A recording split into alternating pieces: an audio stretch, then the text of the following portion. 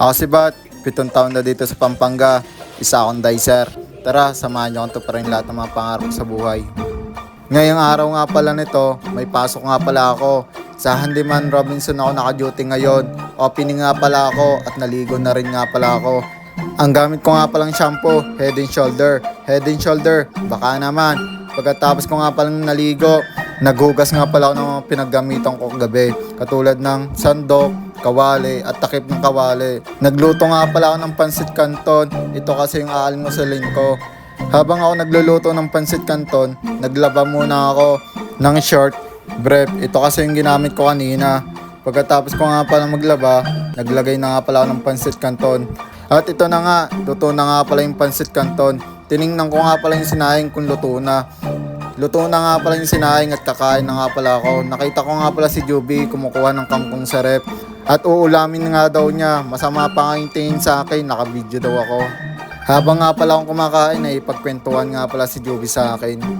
2 months na nga lang mga anak nga pala si Juby. Ninong nga pala ako pagkalabas daw ng bata, papabinyagan na nga. Nagbihis na nga pala ako, nagmadali na nga pala ako dito kasi medyo malapit na nga pala yung oras. 9:30 nga pala yung pasok ko at malapit na nga pala mag 9 o'clock. Magbiyabayahe pa nga ako ng 30 minutes. Tapos na nga pala magbihis at tiningnan ko nga pala yung sarili ko sa salamin. Tiningnan ko nga pala yung oras, 9:05 na nga pala. Nandito na nga pala ako sa labas, pinipili ko kung alin yung sasakyan ko. Parehas kulay red nga pala yan, naisipan ko mag-jeep na lang nga pala ako. Nag-aabang nga pala ako ng jeep at dumating na nga pala yung jeep na sasakyan ko. Kulay violet nga pala yung sinasakyan kong jeep. Nandito na nga pala ako sa harap ng overpass. Akit nga pala tayo, yung Robinson kasi nasa kabilang highway pa. Habang nga pala ako naglalakad, nakita ko nga pala yung Robinson. Diyan nga pala tayo magtratrabaho at nandito na nga pala tayo sa loob ng Robinson. Sasakay nga pala ako ng elevator dito. Sa 3rd floor kasi yung handyman. Marami nga pala ditong foreigner. Kaya kailangan natin matutong mga basic English para sa mga customer nating mga foreigner. At yun na nga, nandito na nga pala ako sa 3rd floor. At yun na nga, nakita ko nga pala si Father, tapos si Baldog. Nahiya pa nga palang humarap si Baldog sa camera. Galing nga pala yan sa probinsya nila kaya may dala siyang pasalubong sa akin. Nakaka-touch nga pala si Baldog, nag-abala pa siyang pasalubungan ako. At ito na nga, binuksan ko nga pala yung pasalubong sa akin ni Baldog. Parang siyang tinapay lang, nabusog na naman ako. At nandito na nga pala ako sa loob ng store.